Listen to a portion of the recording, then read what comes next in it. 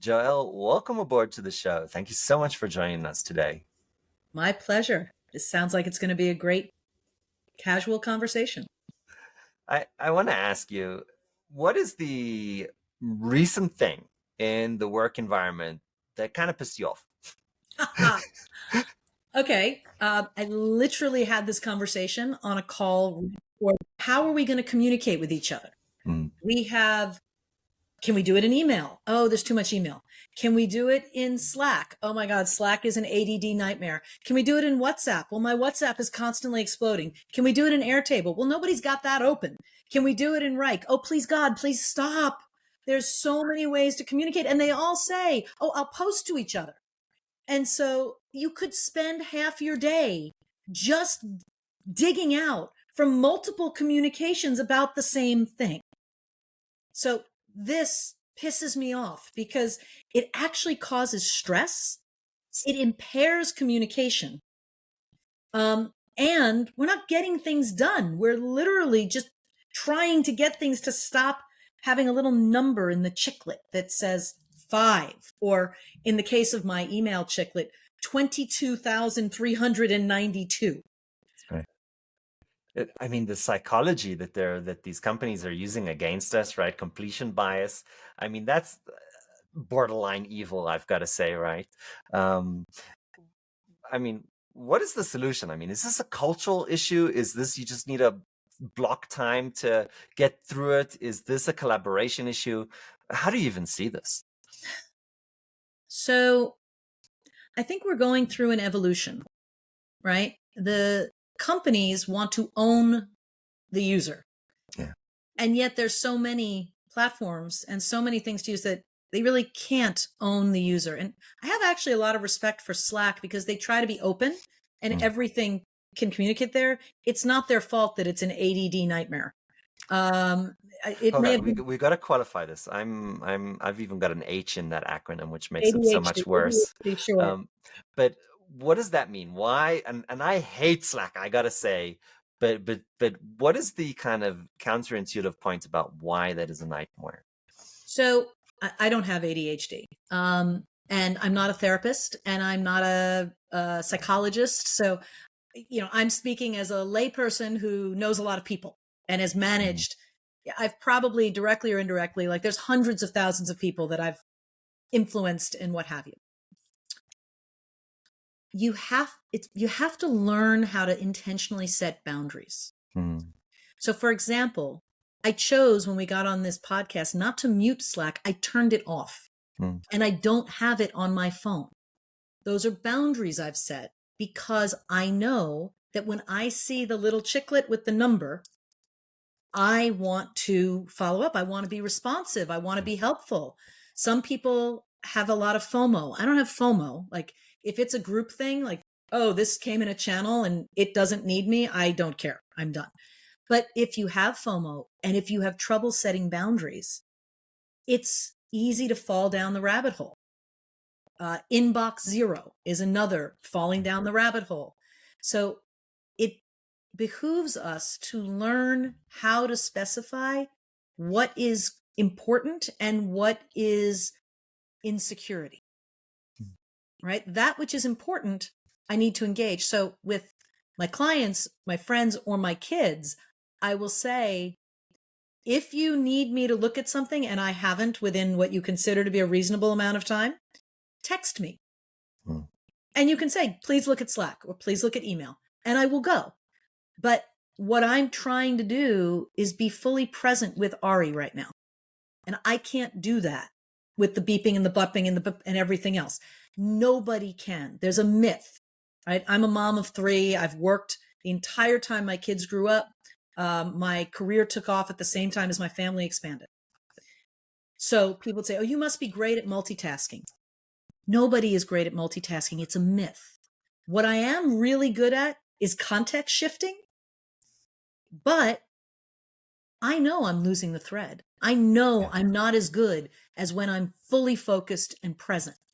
And I don't think I'm an anomaly. So what we have to do is set boundaries. Now, maybe generative AI is going to help us and we're going to have an AI buddy that's watching what we do and saying, Ari, stop that. You've spent enough time there. I'm shutting off your Slack now, right? And refocuses us. I don't I'm know. not sure if I like that or hate that. I'm somewhere I'd in the like to have middle. you turn it off. So many things I love about what you just said. So first of all, let me just call it out. You coordinated expectations with the people around you on how to communicate with you. I mean, that's delightful. I mean, I can imagine everybody saying like, look, if you want me to know something, just as an FY, you don't care when I read it, put it in this channel or put this tag or starting line. If it's urgent, send me a text. If it's life or death, pick up the phone and call me. So I absolutely love that, because I think we definitely see a lot of misuse of channels and a lot of confusion. So that's just such a delightful, simple, and easy approach. The Thank you. other thing, the other thing that almost I take away from what you said is that as we're trying to get really good at multitasking, we're getting really bad at single tasking, Mm-hmm. at just doing one thing. Mm-hmm. So maybe we shouldn't try to be better multitasks, but really be more just in that moment. So I thought that was delightful. What do we do? I mean, I got 3 kids. I think I've given my kids a phone and taken it away already 4 or 5 times. I don't know what to do. What should parents with young teenager kids, once they're 18, I don't know, maybe they're on their own to decide, what they do and make their own mistakes. But with the younger ages, what do we do? How do we come approach this? On the one hand, I want to say, I want to give you this so you can learn how to use it and to learn how to be responsible. And I want to teach you the tools and techniques to be awesome. But on the other hand, I mean, I'm not sure I can handle it. Right. So I think this is a moment where you have to think about what's your job as a parent. Mm, So my definition might be different from other people. I want to raise productive, thoughtful, and intentional people. mm, Right. That's my goal. So I do believe it's a good idea to try to hold off on a phone as long as possible. We made it to 6th grade when they mm, started going to middle school, just being transparent. People say, not until 13. If you can pull that off, good on you. I think the longer you can go, the better. But I made it to 11. mm, But I actually had a written contract with my mm. kids. I'm a big fan of writing things down. Um, and I'm a big fan of asking your kids to do the first draft. Oh, I love that. Okay. So the agreement was the phone shall not be ever at my dinner table, Mm, ever. mm. The phone Hold shall on, is this mutual? Do you have to do that as well? absolutely, absolutely. Oh, I I am love willing that. to agree. If you don't model it, Yes, your words are bullshit. that's So right. um, I know people that do a full digital Shabbat, 24 hours. We don't, but I mean, literally people at this point show up at my dinner table. They're grown adults and take out a phone, and my kids look at them and go, she's going to take it, put it away. Like, it is clear. We are at dinner. There is no phone. You will not use the phone at night Mm, before bed. If you do, the phone will live in my room or will disappear. That's not because I hate you. It's because it's not good for you. It's not good for anyone. And so, we talk a lot about what is responsible usage. Do not get into a conversation with someone you don't know. I don't care how fabulous they seem to be. yeah. If you have confusion, come to me. And the other thing we did when they were 6th grade, and we maintained this for a number of years, I had their chat, I had access to it. Mm, And I said, I know you can use Snapchat, but I have your password. I know you can use Insta, but I have your password. And you should tell your friends that I see everything. And I want to tell you a little story. There was a point where my son, my second one, got a text and I read it. And I didn't read many of them, right? mm. I have a life. I don't want to do this all the time, Yep. right? But there was some reason I was looking at the phone and it came up and it was basically someone saying they were thinking of killing themselves. Oh my Lord. And I called him and I said, what's that about? He says, Mm, they're joking. I said, are you absolutely sure? mm, And he paused. I said, seriously? That is not something one jokes about? Right. If you're absolutely sure, I'm going to trust you. If you're not absolutely sure, I'm going to call their parents so that their parents can intervene, because I am not going to be responsible for someone trying to kill themselves. That's right. And, it was a good conversation with him, because he was then able to say, hey guys, realize my mom sees this and that's not funny. And I'm fine with that. Mm, Learn how to express boundaries. So we had some rules, we had some ground rules. And I said, this phone is a privilege.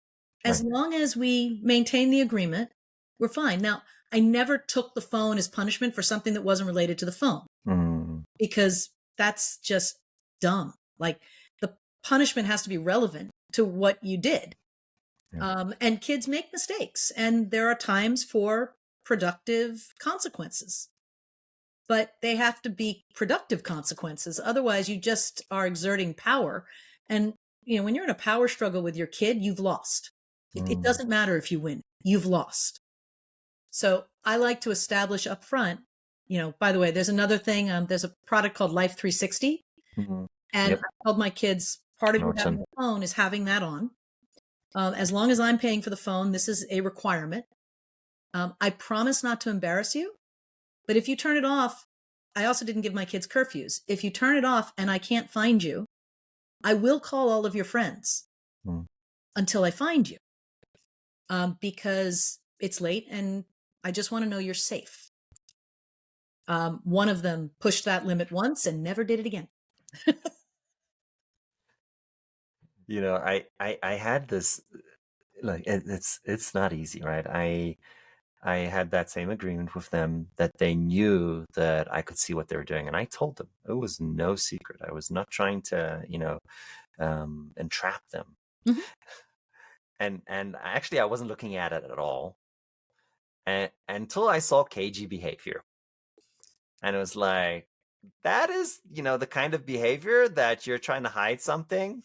And when you're looking at the phone underneath a blanket, and when I come and you're quickly, like, you're shrugging, um, the disappointment is that, I've taught you better to be able to not act so weird on the one hand, but on the other hand, okay, so I go into the browser history and I look at Google and I'm like, oh shit. And, like, I can see what's there, and yet you decide to make these bad decisions. Um, so to me, this has almost changed. I'm almost thinking about this differently, and I'm like, how do I teach? And now this goes, I think, not only to children, but adults and professional environments. How do we make good decisions? Mhm. How do we teach people to make good decisions? What's the fundamentals there? And you know what? I kind of come and I think about this, and I'm like, I've nobody ever asked themselves how they're making a decision. Hmm. So I think that that is one of the primary things as parents we do need to cultivate in our kids. And the way we make good choices is we're informed. We ask good questions. So uh, there was a time, my eldest was 13. He had his girlfriend, whatever at 13 that is, over. And he opened his computer and he basically said, I saw the craziest thing. Look at this. And he showed it to her, not for any other reason than this is a crazy thing. Mm. And it was a hardcore porn site. And the girl was horrified. And he didn't understand. He's like, I wasn't saying we should do this. This is like, but, created a whole thing for this eighth grade, a whole to do. And the fact of the matter is, kids discover porn and kids make This bad is correct. decisions. It's kind of what they're supposed to do. They're Mm, supposed to find out why bad decisions are bad decisions. And we can't protect them from that. But what I did there, my kids know this story, so I don't mind telling you it. I said to him, okay, it's normal that you're right. curious about pornography. Mm, I want you to understand, and here's some things to read, what the nature of pornography is like today, and mm, that it has nothing to do with what healthy sex looks like. And, there's a couple of books, Boys and Sex, Girls and Sex, that you should read. Like, every parent should read them. Mm. because we need to normalize conversations about sex, because I want my kids to have a great sex life when they're old enough to make good choices, because having a great sex life is a great thing. Not when you're 13.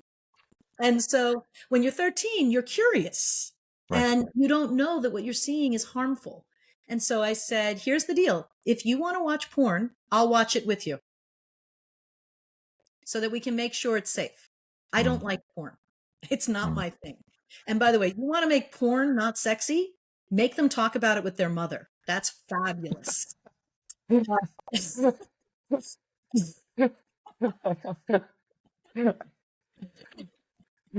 I need a moment here to recover. I, so I, I mean, this is, I feel like there's a lot of fault here on the parents because this is an incredibly difficult topic for parents to talk about. I was talking to a gentleman who was a DEA officer. His thing is about, look, drugs are still a problem.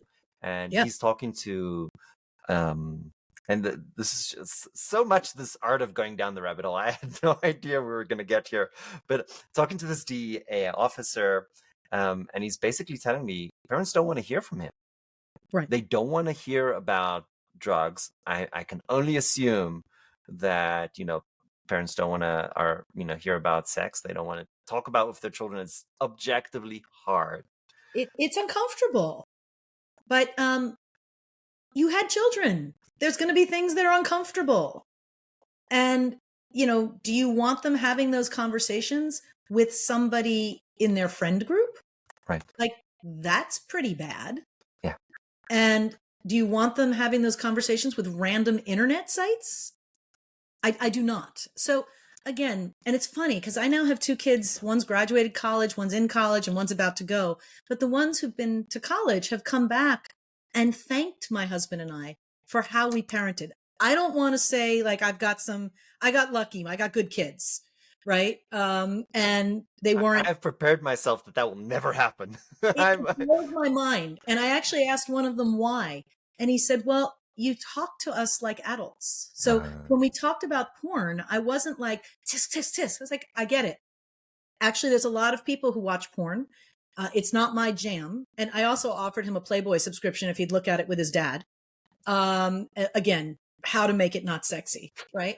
But my point was, and I said to him, like, the reason I'd get you a magazine is that's actually a healthier way to consume porn. mm, Here are the issues. And by the way, the kid's squirming. He's like, why do we have to talk about this? I'm like, because you were looking at porn and we need to talk about why seeing a almost sadistic, mm, weird fantasy as that's what it's not setting you up for a good sex life.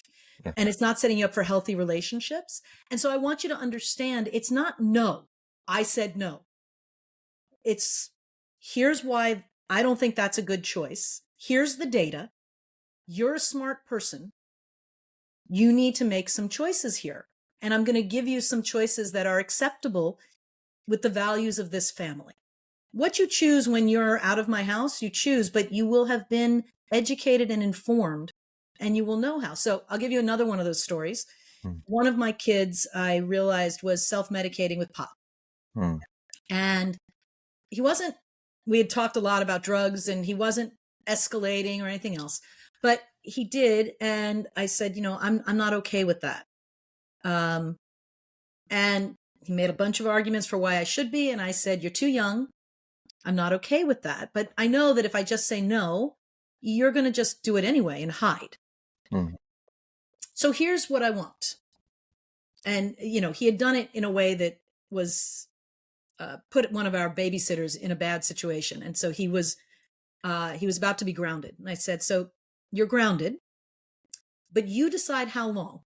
He mm, said, excuse me? I said, here's the deal. You're grounded until I get a 5-page research paper on the impact of marijuana on the adolescent brain. I'll mm, even provide you some sources to look at. And he starts complaining, whatever, that's going to be hard. I said, if you do it tonight, you're grounded just tonight.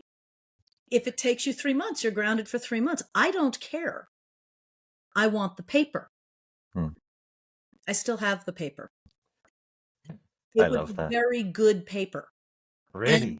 oh yes, because he knew it had to be, this wasn't, I'm going to write some bullshit and mom's going to be okay. Mom Hmm. has high standards and knows I can write. And so I am going to have to give a thoughtful argument. And I said, you can make any argument you want. You can make an argument that it's healthy. I want it backed up with data. Hmm. We can make an argument that it's okay in moderation. I don't care what argument. I care that you've thought deeply about the matter, because teenagers don't think deeply. And Oh, my job as a only parent was to teenagers? right, I put a pause in it and said, think deeply, choose mindfully. Hmm. And I want you to slow down and think. So here was my proof that he thought. What is there something there that is,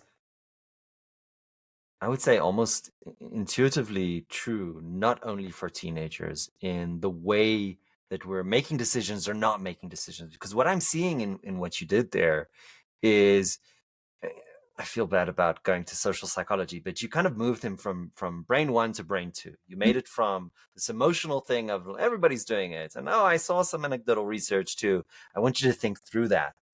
And I would even argue that you're neutralizing these biases basically in that process. Is there an opportunity here for the commercial and business environment also to change how we're doing business? So I actually have do the same thing in business. Hmm. And one example, when I took over as president of a company, I was 27. It was so stupid. But they wanted me to try to bring this company into the internet, and I was going to hire a bunch of people. Hmm. One of the things that had always annoyed me was when you start a job, you kind of sit there and say, well, what am I doing? What am I supposed to do? Who am I having lunch with? Like, it's a very uncomfortable thing. And it's a colossal waste of time and resource. So, as I'm taking on this role and I hire my first person, I created a document and I called it the first day memo. And it Hmm. had three elements, and then I added a fourth over time. The three elements was, this is a quick background on our company. Hmm. Everything you should read. This might be now in a Notion doc or, in a wiki. I don't care. This is where the most up-to-date information is about our company, how we got here, who our customers are, what our technology stack is. Here's what you need to know. And you don't need to ask somebody, it's documented. Number two, and it's about 50% of the memo, is here's what your first projects are. Here is your job and your first projects. Here are the people you should talk to as you do it. And here's any work product in flight for you. There you go. And then the last, like, minute percentages. Here's the administrative stuff. Here are the meetings we have. Here's how you get your expenses approved. Here's where you do your benefits. Like, great, like 10%.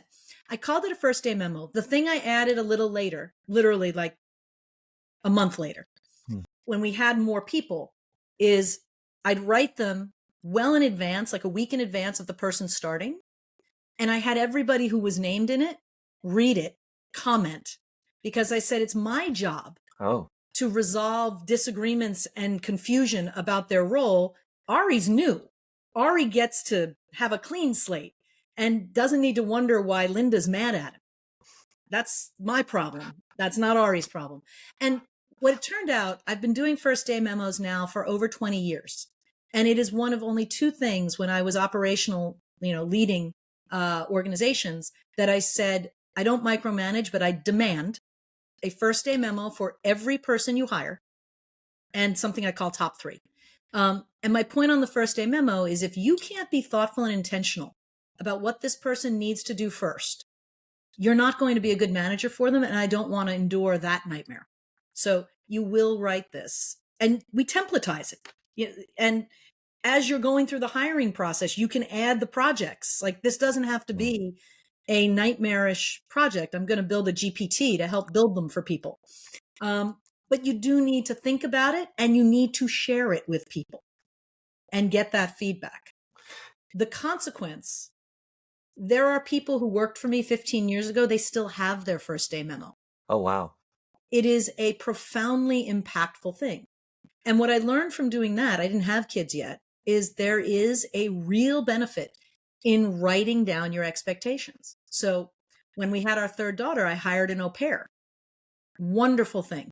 And I created a how to be our au pair document. Now, these people don't always speak English fluently. Hmm. I wanted to be very clear on my expectations, how I communicate, how they can communicate with me, and things they'd need. Like if the kid gets hurt, what do you do? Hmm. Right? And my au pairs loved it. It was a 19-page booklet. Oh, wow. But they loved it. And their first day, they'd come and they'd read it. My teams, when they get their first day memo, inevitably people would say, thank you. Thank you for this. I know what's expected. I know what to do. My first day feels great. Now, selfishly, Ari, I'll tell you, I was able to tell if it was a good hire within 4 weeks because of the first day memo. Like, Okay, that's that. Hold on, I gotta stop you there. That's incredibly interesting. yeah, Why? because if giving you that much context and that Hmm. much of a turbocharge does not light you up and motivate you to start going, you can't teach drive. Hmm. It's intrinsic. So I'm giving you the map, the car, the keys, the gas, go. If you're not going to go, and by the way, there's different first day memos for more junior people. Like, they're not like there's a guy who worked for me at two different companies. He's now a CMO. And Hmm. his first day memos from me, like the second one, when he joined me at the second company, he said to me in advance, can I get it a week in advance? And I did. And it was 11 pages long because he was, I was hiring an executive. There's a Hmm. lot he needs to know. Hmm. Whereas a more junior person might get a 3 or 4 page, right?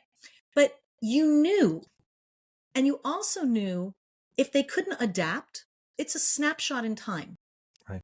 Things change, particularly in growth companies like I led. So things change. And if you're not able to say, okay, this thing that's on the memo was actually, it's no longer important. Let me communicate. I don't think this is as important. And I'm doing this instead. I love it. Perfect. Nobody completes a first day memo because it's a snapshot. I love that. There's something so incredibly important about this concept of other people looking at the first day memo, because there inevitably isn't alignment on what the role is and what the expectations are. And it's so easy for somebody new who doesn't yet understand the struggle of forces in the company to step into something that just blow off their foot or their head. Um, so I love that. I've gone through that pain myself. I've seen my employees go through that pain. I think that's such a good point. I believe it or not, we're almost at the end of our time. Oh This no. is I'll say I think this is the first time that I say this. We need to have you back. Great. this Let's is do it. not this is not we can't finish here, but um for this chapter we're going to say there is only one scripted question in our discussion, and it's a hard one at that. If you had to go back to 20-year-old Joelle, what would you tell her? The good news is because I have kids who are around that age, in many ways I get to tell her.